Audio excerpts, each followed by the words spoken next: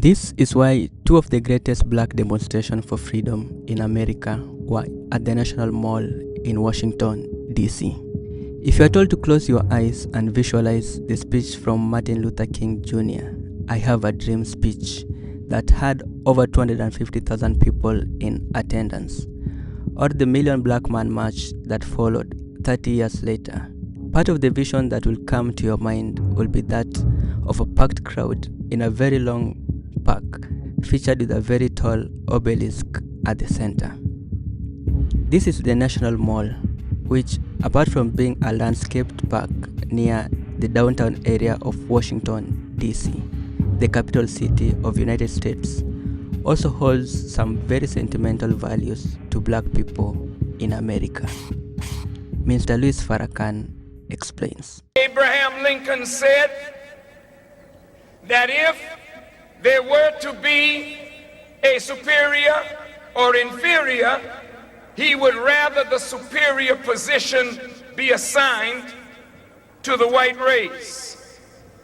There in the middle of this mall is the Washington Monument, 555 feet high. But if we put a 1 in front of that 555 feet, we get 1555, the year that our first fathers landed on the shores of Jamestown, Virginia, as slaves. In the background is the Jefferson and Lincoln Memorial. Each one of these monuments is 19 feet high. Abraham Lincoln, the 16th president, Thomas Jefferson, the 3rd president, and 16 and 3 make 19 again. What is so deep about this number 19? Why are we standing on the Capitol steps today? That number 19, when you have a 9, you have a womb that is pregnant. And when you have a 1 standing by the 9, it means that there's something secret that has to be unfolded. Right here on this mall where we are standing, according to books written on Washington, D.C., slaves used to be brought right here on this mall in chains to be sold up and down the eastern seaboard, right along this mall, going over to the White House. Our fathers were sold into slavery. But George Washington, the first president of the United States, said he feared that before too many years passed over his head, this slave would prove to become a most troublesome species of property. Thomas Jefferson said he trembled for this country when he reflected that God was just and that his justice could not sleep forever.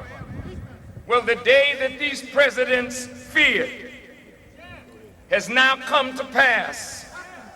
For on this mall, here we stand in the capital of America, and the layout of this great city, laid out by a black man, Benjamin Banneker.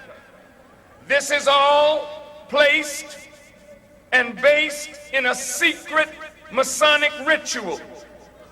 And at the core of the secret of that ritual is the black man. Not far from here is the White House.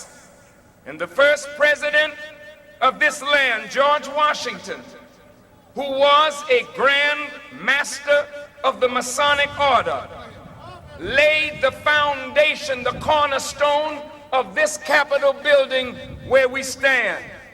George was a slave owner. George was a slave owner. Now the president spoke today, and he wanted to heal the great divide.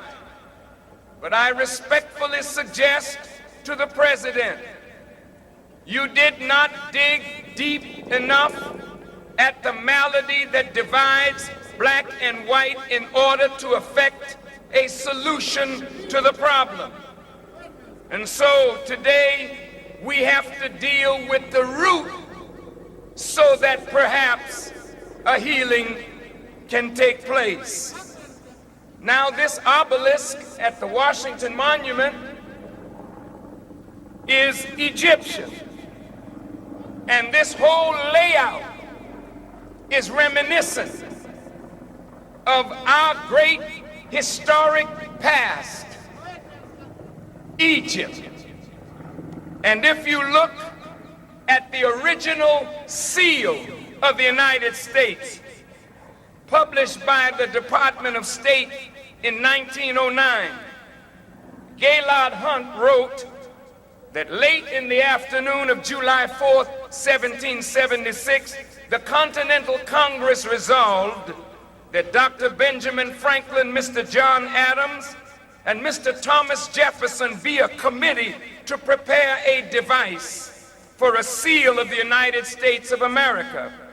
In the design proposed by the first committee, the face of the seal was a coat of arms measured in 6 quarters. That number is significant. 6 quarters, with emblems representing England, Scotland, Ireland, France, Germany, and Holland, the countries from which the new nation had been peopled. The eye of providence in a radiant triangle and the motto E pluribus unum were also proposed for the face of the seal. Even though the country was populated by so-called Indians and black slaves were brought to build the country, the official seal of the country was never designed to reflect our presence, only that of the European immigrants. The seal and the Constitution reflect the thinking of the founding fathers that this was to be a nation by white people and for white people. Native Americans, blacks, and all other non-white people were to be the burden bearers for the real citizens of this nation. For the back of the seal, the committee suggested a picture of Pharaoh sitting in an open chariot with a crown on his head and a sword in his hand, passing through the divided waters of the Red Sea in pursuit of the Israelites.